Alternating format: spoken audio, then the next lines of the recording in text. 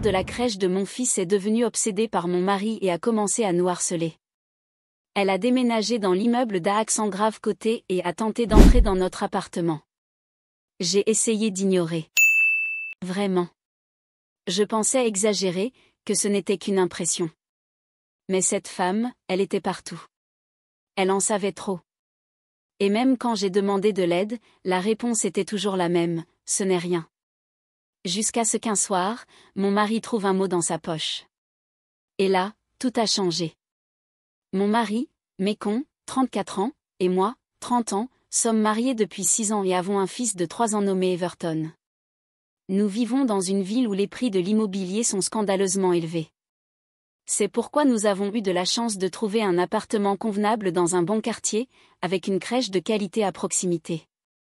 Nous avons inscrit Everton l'année dernière, et jusqu'à récemment, tout se passait bien.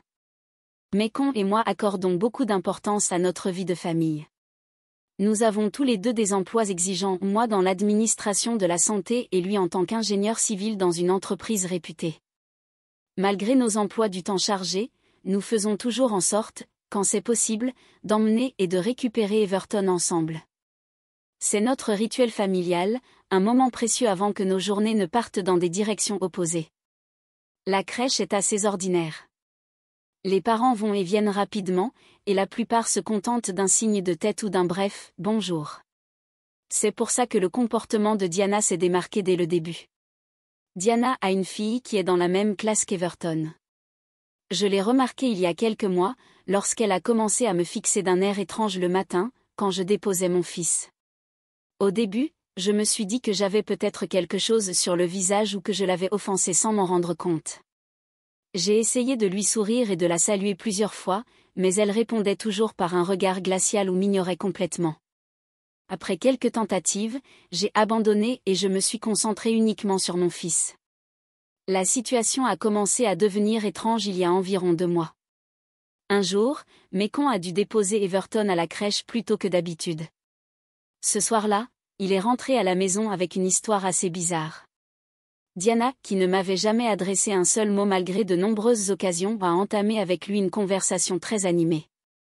En moins de 10 minutes, elle lui a raconté toute sa vie, d'où elle venait, où elle avait étudié, les détails de son divorce, que son mari l'avait quittée pour une collègue, et à quel point elle était malheureuse dans sa vie et son travail. Lorsque Mécon a mentionné qu'il était ingénieur civil, Diana a réagi comme si elle rencontrait une célébrité. Elle lui a posé un tas de questions sur l'entreprise où il travaille et sur les projets auxquels il participe. Mécon, qui est naturellement poli et gentil, a mentionné que j'avais moi aussi étudié dans la même université qu'elle, à peu près à la même époque, pensant que cela pourrait apaiser une éventuelle tension entre nous. J'ai plaisanté en disant que Diana avait eu un véritable « speed dating » avec mon mari dans le couloir de la crèche. Nous n'y avons pas prêté beaucoup d'attention, pensant qu'elle était simplement socialement maladroite. La semaine suivante, Mécon a dû partir en déplacement pour présenter un projet, et j'ai pris en charge seul les trajets à la crèche pendant 10 jours. Chaque jour, d'une manière ou d'une autre, Diana se trouvait à mes côtés dans le couloir ou dans la salle d'attente. Elle ne me parlait jamais, ne reconnaissait même pas ma présence, mais se positionnait suffisamment près pour écouter mes conversations avec les éducateurs ou d'autres parents. À plusieurs reprises, je l'ai surprise en train de se pencher subtilement pour entendre ce que je disais à une autre mère au sujet de nos plans pour le week-end ou d'activités pour les enfants. Son comportement était si étrange que j'en ai parlé à Mécon lors de nos appels du soir. Lui aussi trouvait ça bizarre que Diana ne fasse aucun effort pour me parler, surtout après avoir été si extravertie avec lui. Quand Mécon est rentré de son voyage, nous avons repris notre routine, accompagné notre fils ensemble à la crèche. 3 jours après son retour, Diana est entrée dans la salle pendant que Mécon rangeait le sac d'Everton dans le casier, et moi, j'étais de l'autre côté de la pièce, en train d'aider notre fils à enlever son manteau. Diana s'est dirigée directement vers Mécon, lui a attrapé le bras et lui a demandé avec enthousiasme comment s'était passée sa présentation, et si ça faisait du bien d'être de retour. Mécon, surpris par tant de familiarité, m'a aussitôt désigné et nous a présentés. Diana m'a lancé un regard étrange et a affirmé se souvenir de moi d'un événement d'ancien élève, il y a quelques mois. C'était clairement un mensonge, non seulement parce qu'on se croisait régulièrement à la crèche, mais aussi parce que je n'avais pas assisté à un événement de ce type depuis des années. À partir de ce jour-là, le comportement de Diana est devenu encore plus flagrant. Quand Mécon et moi arrivions ensemble à la crèche, elle le saluait avec enthousiasme tout en m'ignorant complètement même quand il était évident que nous étions en couple, souvent main dans la main ou son bras posé sur mon épaule. À plusieurs reprises, elle restait plantée près de la porte à l'heure de la sortie, attendant visiblement une occasion de parler à Mécon en privé. Il a rapidement compris le schéma et a commencé à l'éviter délibérément, soit il faisait semblant de ne pas la voir, soit il se contentait d'un bref signe de tête poli avant de s'éloigner. Mécon m'a dit qu'il trouvait son comportement irrespectueux envers notre mariage et qu'il ne voulait aucun contact avec elle. Malgré son manque évident d'intérêt, Diana persistait. La situation a fini par gâcher notre plaisir dans cette routine familiale. Je me surprenais à scruter le couloir à la recherche de sa silhouette à chaque arrivée, je me tendais dès que je la voyais, et je pressais Everton le matin pour éviter une rencontre gênante de plus. Un après-midi, en discutant avec une autre maman à la sortie à propos d'une fête d'anniversaire à venir, j'ai mentionné notre adresse pour qu'on organise un covoiturage. Diana était assise à une table proche, prétendant aider sa fille avec un bricolage. J'ai remarqué qu'elle penchait discrètement la tête dans ma direction lorsque j'ai cité le nom de notre rue. Sur le moment, je n'y ai pas prêté attention. Un mois plus tard, alors que je marchais avec Everton en direction du parc près de chez nous, j'ai vu Diana et sa fille sortir de l'immeuble voisin d'une autre. Je me suis figée immédiatement, et elle m'a vue aussi. Elle a eu l'air surprise un instant, puis s'est détournée brusquement en accélérant le pas dans la direction opposée. Quand j'ai raconté à Mécon ce qui s'était passé, il a aussitôt appelé l'administration de l'immeuble qui gère à la fois notre bâtiment et celui d'Aix-en-Grave côté, avec le téléphone sur haut-parleur. Le gestionnaire a confirmé que Diana avait emménagé dans l'immeuble voisin 3 semaines auparavant. Cette coïncidence était bien trop grosse pour être ignorée. À partir de là, la fréquence à laquelle je croisais Diana dans le quartier a explosé. Je la voyais désormais presque tous les jours au supermarché, au café du coin, au parc. À chaque fois, elle m'ignorait totalement, mais faisait clairement en sorte d'être dans des endroits où Mécon pourrait la voir, surtout s'il était avec moi. Le mois dernier, la situation a atteint son point de rupture. Diana s'est approchée de Mécon devant notre immeuble un matin où il emmenait notre fils à la crèche. J'étais remontée chercher la boîte à goûter qu'on avait oubliée, et par la fenêtre, j'ai vu Diana essayer d'engager la conversation avec lui. Même à distance, je pouvais voir que le langage corporel de Mécon traduisait un malaise évident. Quand je suis redescendue avec la boîte, Diana s'est immédiatement éloignée, mais pas avant que je l'entende suggérer une sortie le week-end, juste lui et les enfants. Mon mari a répondu sans hésiter que toute sortie avec les enfants devait être organisée par moi. Diana n'a plus reparlé du sujet. Ce soir-là, nous nous sommes assis ensemble et avons eu une longue conversation à ce sujet. Nous avions tous les deux le sentiment que le comportement de Diana avait dépassé le simple malaise pour devenir réellement inquiétant. Le fait qu'elle ait emménagé aussi près de chez nous juste après avoir entendu notre adresse, combiné à ses efforts persistants pour interagir avec mon mari tout en m'excluant, a fait surgir de sérieux signaux d'alarme. Nous avons décidé qu'il était temps de gérer la situation de manière directe. Le lendemain matin, lorsque nous avons vu Diana, Mécon lui a dit calmement que je voulais lui parler. Lorsqu'elle a montré sa surprise, il a ajouté que son comportement m'ignorer systématiquement tout en cherchant son attention à lui était évident et irrespectueux. Je me suis donc approchée et j'ai parlé directement à Diana, en lui disant que son attitude était inappropriée et que je lui demandais de garder ses distances avec notre famille.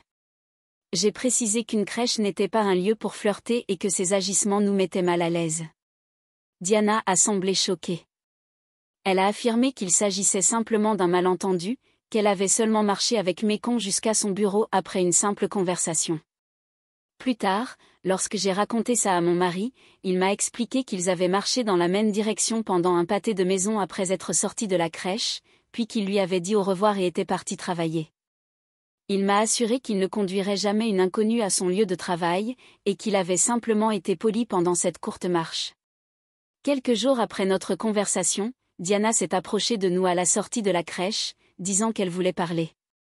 Mon mari s'est excusé, disant qu'il devait se concentrer sur notre fils. C'est moi qui lui ai répondu brièvement. Furieuse, Diana a déclaré que nous ne serions jamais amis. Venant de quelqu'un qui n'avait jamais fait le moindre effort pour être aimable avec moi, cette déclaration m'a semblé complètement absurde. Je me suis contentée de la remercier pour l'information et je suis partie, la laissant là, bouche bée. La situation reste tendue. Diana habite toujours dans l'immeuble voisin, et sa fille fréquente toujours la même crèche qu'Everton. Mécon et moi discutons désormais régulièrement de la possibilité de déménager, une idée que nous avions déjà envisagée, mais qui nous semble aujourd'hui bien plus urgente. Nous avons également informé la directrice de la crèche de la situation, en lui fournissant un dossier documenté sur le comportement de Diana. Plusieurs amis nous ont dit que ces actions s'apparentaient à du harcèlement, ce qui nous a vraiment inquiétés. Nous avons commencé à prendre des précautions, varier nos trajets, faire plus attention à ce que nous partageons sur notre vie privée, et tenir un journal détaillé de toutes les interactions avec Diana. La fête de fin d'année de la crèche aura lieu la semaine prochaine, en repensant à l'an dernier où Diana s'était présentée dans une tenue volontairement provocante et avait passé la soirée à essayer de discuter avec les autres parents. Nous redoutons une nouvelle rencontre inconfortable. Jamais je n'aurais imaginé vivre une telle situation à 30 ans, surtout dans le cadre de l'éducation de mon enfant. Est-ce que quelqu'un ici a déjà vécu quelque chose de similaire? Tout conseil sur la manière de gérer cela à l'avenir serait plus que bienvenu. Je veux protéger ma famille et préserver notre tranquillité d'esprit, sans avoir à envenimer les choses. Mise à jour 1. La fête de fin d'année de la crèche a été encore plus inconfortable que ce que nous redoutions. Diana est arrivée dans une robe rouge moulante, plus adaptée à un cocktail nocturne qu'à un événement pour enfants. Toute la soirée, elle s'est positionnée stratégiquement partout où Mécon se rendait, elle l'a même suivi jusqu'à la table des collations quand il est allé chercher un biscuit pour notre fils. Il est resté à mes côtés tout le temps, montrant clairement que nous étions unis. Puis, quelque chose d'inattendu s'est produit. Un autre père de la crèche, Brian, s'est approché de nous pendant la fête et nous a demandé si Diana nous dérangeait. Il a alors révélé qu'il avait vécu quelque chose de très similaire avec elle l'année précédente, lorsque sa femme s'était temporairement absentée pour des raisons de santé. Selon Brian, Diana l'avait approché à plusieurs reprises, ignorait complètement sa femme lors de ses rares apparitions, et avait même suggéré des rencontres exclusives entre parents célibataires. Son comportement n'avait cessé que lorsque la femme de Brian s'était rétablie et avait recommencé à assister régulièrement aux événements de l'école. Nous avons compris que la folie de Diana n'était pas nouvelle, mais contrairement à ce qui s'était passé avec Brian, elle restait obsédée par mon mari malgré ma présence constante. Et ce n'était pas un cas isolé, Brian nous a présenté 2 autres couples qui avaient vécu des expériences similaires avec elle. L'une des mères nous a même raconté que Diana s'était présentée, par hasard, sur le lieu de travail de son mari, après l'avoir entendu en parler lors d'un événement scolaire. Munis de ces nouvelles informations, nous avons organisé une réunion avec la directrice de la crèche. La semaine suivante, nous y sommes allés avec Brian. Il avait déjà mentionné le comportement de Diana à la direction, mais on lui avait répondu que c'était une affaire personnelle entre parents. Cette fois, avec plusieurs familles exprimant des inquiétudes semblables, la directrice a finalement accepté de surveiller la situation de plus près et s'est engagée à ce que Diana ne soit plus assignée à aucune activité bénévole en compagnie de Mécon ou des autres parents concernés. Pendant environ 3 semaines après cette réunion, Diana a semblé se retirer. Elle ne restait plus à attendre à la sortie et gardait ses distances lors des événements. Nous avons pensé que la surveillance accrue du personnel avait peut-être porté ses fruits. Mais ensuite, un soir de fin janvier, alors que je travaillais tard, Mécon s'était chargé d'aller chercher Everton. Lorsqu'ils ne sont pas rentrés à l'heure habituelle, je lui ai envoyé un message. Il m'a immédiatement rappelé, la voix tendue. Il m'a expliqué que Diana les avait suivis depuis la crèche, d'abord en marchant derrière eux, puis en les rattrapant en voiture, baissant la vitre pour leur proposer de les ramener chez nous, parce qu'il avait l'air de vouloir pleuvoir. Il a refusé fermement et a dévié leur trajet vers un café très fréquenté, n'en repartant que lorsqu'il a été sûr que Diana était partie. C'est à ce moment-là que nous avons décidé de déposer une main courante. Le policier qui a pris notre déclaration a reconnu que son comportement était inquiétant, mais a affirmé que cela ne franchissait pas encore la limite légale du harcèlement dans notre État. Ce qui, honnêtement, nous a semblé ridicule, comme si cette limite ne comptait que si la personne vous suivait déguisée en clown avec un couteau à la main. La situation a de nouveau dégénéré en février, lorsque Diana, d'une manière ou d'une autre, obtenu l'adresse email professionnelle de Mécon et a commencé à lui envoyer plusieurs messages pour demander son avis technique sur des projets personnels liés à ses passe-temps. Les emails étaient accompagnés de photos de l'intérieur de son appartement, parfois avec des maquettes étranges, et elle lui demandait de venir chez elle pour lui donner des conseils. Mécon a transféré les messages au service des ressources humaines de son entreprise, et n'a répondu qu'une seule fois, avec un message clair disant qu'elle ne devait plus le contacter à moins que cela ne concerne la crèche. Durant cette période, nous avons aussi remarqué que Diana apparaissait de plus en plus souvent dans les lieux que nous fréquentions habituellement, notre supermarché, notre café habituel, et même sur le sentier de course où j'ai l'habitude d'aller quelques fois par semaine. À chaque fois qu'elle nous croisait, elle feignait la surprise, elle disait qu'elle venait tout juste de découvrir cet endroit. L'incident le plus troublant s'est produit début mars. Mécon et moi assistions à un dîner de bienfaisance organisé par la crèche, dans un restaurant local. C'était un événement strictement réservé aux adultes, et les billets avaient été achetés plusieurs semaines à l'avance. Au milieu de la soirée, Diana est arrivée affirmant avoir décidé à la dernière minute de soutenir l'école, bien qu'elle n'ait ni confirmé sa présence ni acheté de billets.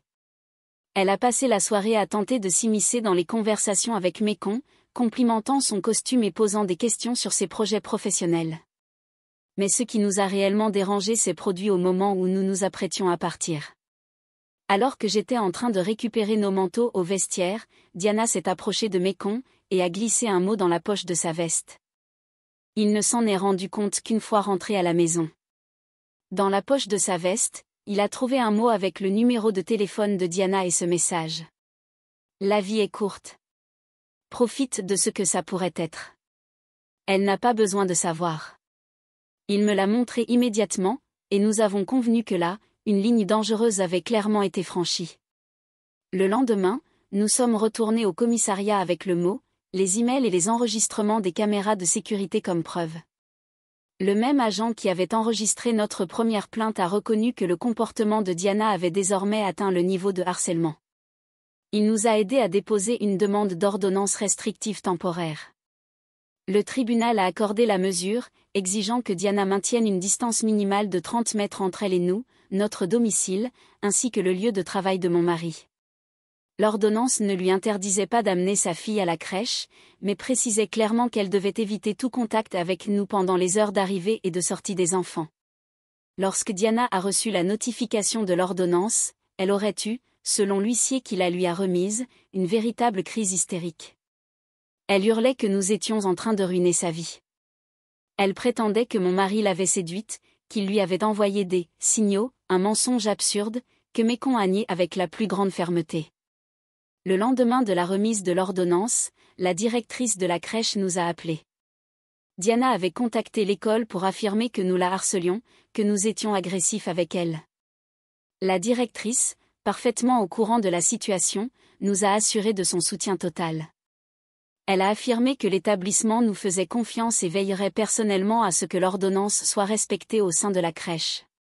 Aujourd'hui, nous vivons dans une tension constante. Diana respecte techniquement la décision de justice mais nous la voyons toujours, puisqu'elle habite encore juste à côté de chez nous, ce que l'ordonnance ne couvre pas. Elle a commencé à déposer sa fille à la crèche beaucoup plus tôt que nécessaire, sans doute pour éviter de nous croiser à nos horaires habituels. Toute cette situation fait peser une pression énorme sur notre famille. Everton nous a demandé plusieurs fois pourquoi la maman de Léla est fâchée contre nous. Nous avons essayé de lui expliquer, avec des mots adaptés à son âge, que parfois, même les adultes ne s'entendent pas.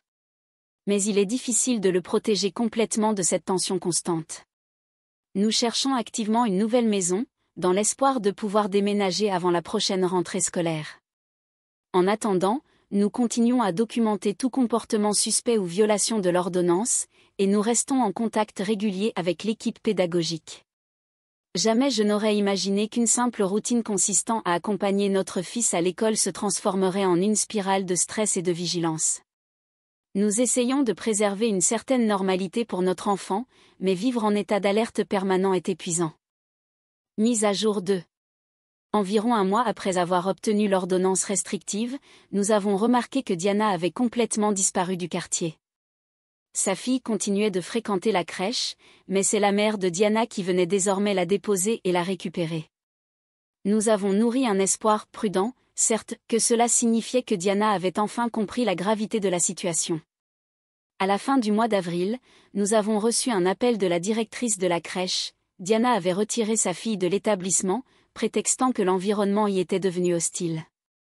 Même si nous avions de la peine pour la petite qui était bien intégrée, avait noué des amitiés et semblait heureuse dans sa routine, nous ne pouvions nous empêcher de ressentir un profond soulagement. Il semblait que le cauchemar touchait enfin à sa fin. 2 semaines après le retrait de sa fille, Mécon est rentré à la maison visiblement bouleversé. Un collègue lui avait montré une publication de Diana sur les réseaux sociaux, qui faisait référence à notre situation de manière à peine voilée. Bien qu'elle ne mentionnait aucun nom, le texte décrivait un « bel ingénieur civil, marié, qui aurait été gentil avec elle, jusqu'à ce que sa « femme jalouse » intervienne. Elle affirmait qu'ils avaient partagé « des conversations profondes et une connexion émotionnelle » que la femme de cet homme aurait « mal interprété ». Le message incluait également des détails vagues sur notre quartier et la crèche suffisamment précis pour que toute personne nous connaissant fasse le lien immédiatement. Dans les commentaires, plusieurs amis de Diana exprimaient leur soutien, affirmant que la femme de ce type était manifestement une insécure et qu'elle se sentait menacée par Diana. Nous avons immédiatement contacté notre avocat, qui nous a conseillé de faire des captures d'écran de l'ensemble de la publication et des commentaires, mais nous a fortement recommandé de ne pas interagir avec Diana ni de réagir publiquement, quelle que soit la provocation. Bien que la publication ait été inappropriée, elle ne violait pas techniquement l'ordonnance de restriction, puisqu'elle n'impliquait aucun contact direct. Mais la situation a pris un nouveau tournant lorsque j'ai reçu une demande d'ajout sur les réseaux sociaux d'un nom que je ne reconnaissais pas. Par précaution, j'ai consulté le profil avant de refuser et j'ai découvert qu'il s'agissait de l'ex-mari de Diana.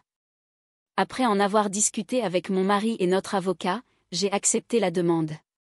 Peu de temps après, j'ai reçu un message de sa part disant qu'il pouvait nous aider à mieux comprendre la situation et qu'il nous proposait de discuter en personne. Thomas s'est révélé être un homme calme, visiblement sincère dans sa volonté de nous aider face à ce que nous vivions. Il nous a expliqué que Diana avait déjà présenté des comportements obsessionnels très similaires pendant leur mariage, elle se fixait fréquemment sur des collègues ou amis masculins. Ces fixations duraient en général quelques mois avant qu'elle ne choisisse une nouvelle cible. La révélation la plus choquante est venue lorsqu'il nous a parlé du modèle inquiétant de Diana, déménager à proximité des personnes dont elle devenait obsédée. Après leur séparation, même avant la finalisation du divorce, Diana avait loué un appartement dans le même immeuble qu'un collègue de travail dont elle semblait s'être entichée. Quand cela n'a rien donné, elle a ensuite déménagé dans la même rue que son thérapeute, pour ensuite devenir obsédée par lui aussi. Thomas avait repris contact avec Diana récemment, après qu'elle l'a appelé pour lui demander s'ils pouvaient se remettre ensemble. Au cours de cette conversation, elle a mentionné avoir dû quitter son appartement à cause du harcèlement des voisins. Thomas a rapidement fait le lien grâce aux détails évoqués. Après quelques recherches sur la crèche fréquentée par sa belle-fille, il a pu nous retrouver. Oui, Léla n'est pas la fille biologique de Diana, raison pour laquelle Thomas ne détient pas sa garde. Il nous a également révélé que Diana avait été diagnostiquée avec une érotomanie, un trouble psychiatrique délirant dans lequel la personne croit, à tort, qu'une autre est amoureuse d'elle, malgré l'absence totale de preuves. Diana avait entamé un traitement avec un thérapeute, jusqu'à ce qu'elle devienne également obsédée par ce dernier et commence à le suivre. Munis de toutes ces nouvelles informations, nous sommes retournés devant le tribunal pour demander que l'ordonnance temporaire soit transformée en ordonnance permanente. Le juge, après avoir examiné toutes les preuves y compris la déclaration formelle de Thomas et le rapport du thérapeute de Diana, a accepté notre demande. L'ordonnance a été élargie pour interdire également toute mention de nous sur les réseaux sociaux. Juste au moment où nous commencions à croire que tout cela allait enfin se terminer, notre agente immobilière nous a appelés avec de mauvaises nouvelles. Alors qu'elle faisait visiter notre appartement à des acheteurs potentiels car nous avions enfin trouvé une nouvelle maison et mis notre bien en vente, elle s'est rendue compte que quelqu'un était entré sans autorisation. Rien n'avait été volé, mais plusieurs objets avaient été déplacés, et le plus troublant, une photo encadrée de Mécon avec notre fils avait disparu du salon.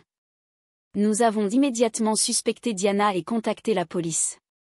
Les patrouilles dans notre quartier ont été renforcées.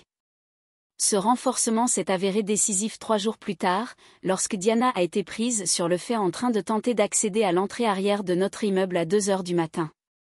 Elle a été arrêtée pour violation de l'ordonnance de restriction et tentative d'intrusion. Diana a passé 2 nuits en détention avant d'être libérée sous caution. Elle a été contrainte de porter un bracelet électronique et a dû se soumettre à des conditions strictes, dont une évaluation psychiatrique obligatoire et un suivi thérapeutique continu. Son avocat a plaidé qu'elle traversait une crise mentale sévère et avait besoin d'aide, pas de punition.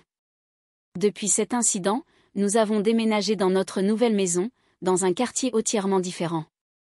Nous avons également inscrit notre fils dans une nouvelle crèche pour la rentrée prochaine. Nous avons pris toutes les précautions nécessaires concernant notre nouvelle adresse, elle ne figure dans aucun registre public, et nous avons demandé à nos proches de ne divulguer aucune information sur notre localisation à qui que ce soit. Le développement le plus récent est survenu la semaine dernière, lorsque l'avocat de Diana a contacté le nôtre avec une proposition de conciliation. En échange de notre renoncement à intenter une action civile pour harcèlement et préjudice moral, Diana s'engagerait à suivre un traitement psychiatrique régulier et à long terme, déménager dans un autre État, chez sa sœur, maintenir un contact totalement nul avec notre famille, sous quelque forme que ce soit. Après de longues discussions, nous avons accepté ces conditions à titre provisoire, à condition qu'elles soient accompagnées de garanties juridiques solides pour en assurer le respect. Notre objectif a toujours été de protéger notre fils et de retrouver une paix mentale durable. Nous restons prudemment optimistes que ce chapitre touche enfin à sa fin, mais nous restons vigilants. Il est difficile de croire qu'une personne aussi instable que Diana puisse réellement reprendre le contrôle de sa vie. Mise à jour 3. L'accord avec Diana a été conclu il y a environ 5 mois. Elle a déménagé pour vivre près de sa sœur, a intégré un programme intensif de traitement psychiatrique, et jusqu'à présent, elle n'a eu aucun contact avec nous. L'avocat de Diana envoie des mises à jour mensuelles à notre propre avocat, confirmant qu'elle respecte les termes de l'accord.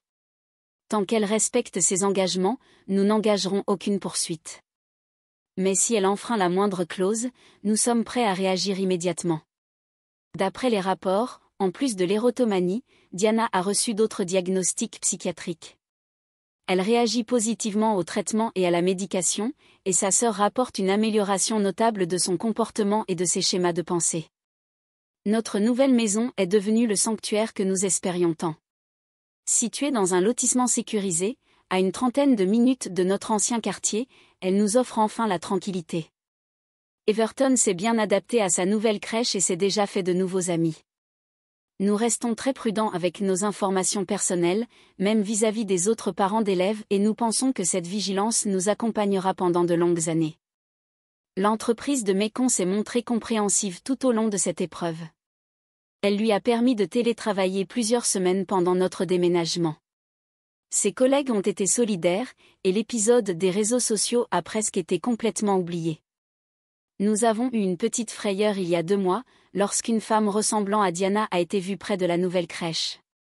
Après vérification des caméras de sécurité, il s'est avéré que ce n'était pas elle, simplement quelqu'un avec la même coupe de cheveux. Malgré tout, chaque fois que nous croisons une silhouette familière, nos cœurs s'emballent. Le policier qui a suivi notre dossier reste en contact avec nous de temps en temps. Il nous a recommandé de maintenir nos mesures de sécurité pendant au moins 1 an, même si Diana vit désormais dans un autre état. Nous avons donc installé des caméras autour de la maison et continuons à être attentifs à notre empreinte numérique. Heureusement, notre fils semble avoir traversé tous ces changements sans traumatisme majeur. Il nous parle parfois de ses anciens amis de crèche, mais il ne mentionne plus jamais Diana, ni sa fille.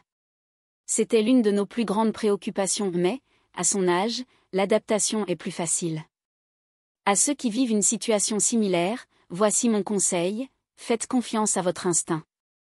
Si le comportement de quelqu'un vous semble étrange ou vous met mal à l'aise, il y a de fortes chances que quelque chose ne tourne pas rond. Documentez tout. Alertez les autorités, même si elles ne peuvent pas intervenir immédiatement. Construisez un réseau de soutien avec des amis, de la famille et des professionnels qui comprennent ce que vous traversez. Nous avons eu la chance d'avoir des ressources que beaucoup n'ont pas, la possibilité de déménager, un soutien juridique, des employeurs compréhensifs et une communauté solide autour de nous. Nous en sommes conscients, et nous voulons utiliser ce privilège pour aider d'autres personnes qui vivraient des situations similaires avec moins de moyens. Quant à Diana, je fais un réel effort pour laisser la rancune derrière moi. La santé mentale est une chose complexe et même si elle n'excuse pas les comportements destructeurs, elle permet parfois de mieux les comprendre. J'espère sincèrement qu'elle poursuivra son traitement et qu'elle pourra reconstruire sa vie de manière saine. Mise à jour finale. Diana est revenue. Nous ne savons pas exactement pourquoi, car d'habitude, elle changeait de cible après quelques mois. Mais après plusieurs mois de thérapie et de traitements médicamenteux, elle a simplement arrêté tout suivi. Quand sa sœur l'a découvert, elle a essayé de la convaincre de reprendre le traitement mais Diana s'est enfuie. Sa sœur a alors contacté l'avocat de Diana, qui a immédiatement prévenu le nôtre du risque de nouveaux incidents. Notre avocat a aussitôt averti sa défense que nous étions prêts à agir sans délai, si nécessaire. Nous avons attendu une semaine, le temps de laisser à sa sœur une chance de la retrouver et de la convaincre. Mais au lieu de cela, nous avons découvert que Diana était de retour en ville, et qu'elle arpentait notre ancien quartier, tentant de découvrir dans quelle école notre fils était inscrit. Heureusement, personne n'a rien dit. La plupart des gens ne savaient même pas où nous étions partis. D'autres, informés, avaient reçu la consigne de ne partager aucune information. Une voisine de notre ancien immeuble a pris contact avec nous pour nous alerter. C'était suffisant pour entamer une nouvelle procédure judiciaire contre Diana. Elle a même tenté d'approcher le lieu de travail de Mécon. D'après ce qu'on nous a dit, elle s'est contentée d'observer de l'extérieur. Quelqu'un correspondant à sa description a été aperçu dehors pendant un moment mais elle n'a rien tenté directement. Ce jour-là, mon mari a pris ses précautions pour sortir discrètement, et l'entreprise est formellement instruite de ne jamais lui laisser l'accès. La procédure légale a été rapide, nous avons pu porter plainte, lancer une action pénale, et faire valoir la violation des conditions qu'elle avait acceptées, notamment l'interdiction de tout contact et la poursuite du traitement. Nous avons agi comme il fallait. Toutes les procédures ont été résolues en moins de 2 mois chacune, certaines quasiment en parallèle. Dès que notre avocat a informé les autorités, Diana a été placée en garde à vue. Ce dernier volet judiciaire a été un peu plus long, mais nous avons obtenu une indemnisation ordonnée par le juge, prélevée sur les biens personnels de Diana. Même si elle ne travaillait pas durant son séjour chez sa sœur, elle possédait une voiture et quelques économies suffisantes pour que la justice prononce une compensation financière. Ensuite, un autre juge a ordonné son internement dans une institution psychiatrique, où elle recevra un traitement et un accompagnement continu.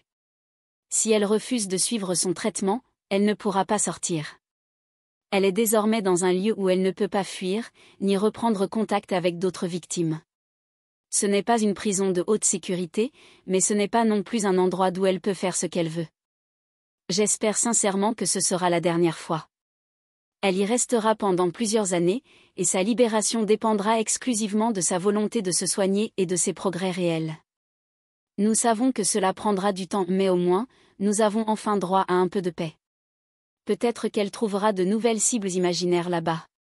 Peut-être qu'elle poursuivra des gens fictifs et sombrera encore davantage. Mais ce n'est plus notre problème. Je sais qu'avec un accompagnement sérieux et une vraie volonté de guérir, des personnes souffrant de ce type de troubles peuvent retrouver une certaine normalité. J'espère que ce sera son cas. Aujourd'hui, nous pouvons enfin respirer. Pas parce que nous avons oublié ce que nous avons vécu, mais parce que nous avons appris à reconnaître les signes, à nous protéger, et à ne plus douter de ce que nous ressentons.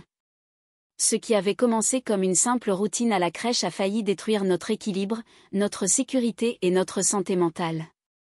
Diana est maintenant là où elle doit être soignée, éloignée de nous, sans aucun moyen de relancer son obsession. Et si un jour elle se rétablit, j'espère sincèrement qu'elle trouvera un chemin de vie qui n'implique pas d'envahir celui des autres. Quant à nous, nous avançons. Plus prudents. Plus forts. Et surtout, unis. Commentaire de Madame Reddit.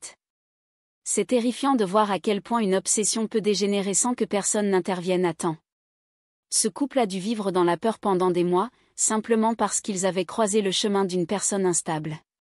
Ce qui me choque le plus, c'est que malgré tous les signes évidents, il a fallu des violations extrêmes pour que la justice agisse réellement. Heureusement qu'ils avaient les moyens de se défendre, mais combien d'autres familles n'ont pas cette chance? Cette histoire doit servir d'avertissement, écoutez vos intuitions, protégez vos proches et ne minimisez jamais un comportement qui vous met mal à l'aise. J'espère sincèrement que cette femme trouvera un véritable chemin vers la guérison, mais loin d'eux, pour toujours.